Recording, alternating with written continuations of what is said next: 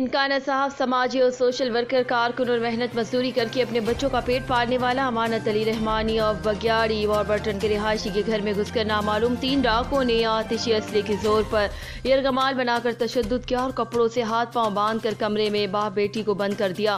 और डाकू तसल्ली से सेफ अलमारी की चाबियां लेकर घर में पड़ी मौजूद रकम 11 लाख और बीवी का जेवर 9.5 तोला लेकर फरार होने में कामयाब हो गए।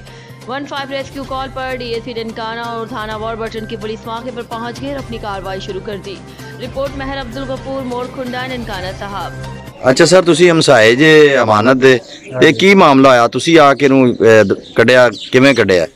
मैं जनाब अंदर लम्मा पिया सुता था ते मैनू खड़के की आवाज आई ते मैं भज के निकलिया बाहर का दरवाजा खोलिया, बाहर आया तो रौला पिया इन्हां दे घर ते मैं आवाज दी जब भाईया गवांढी से वो बोलिया, उन्हें कहा जी आ मसला जी मानत अली दे अंदर वड़िया कोई कुटदा है, बाहर वेख्या कुंडी लगी, बाहर कुंडी खोली अंदर दे दरवाजे नूं बन्निया तो वो दरवाजा मैं खोलिया तो वेख्या अंदर मानत अली ते उनदी बेटी दोवें।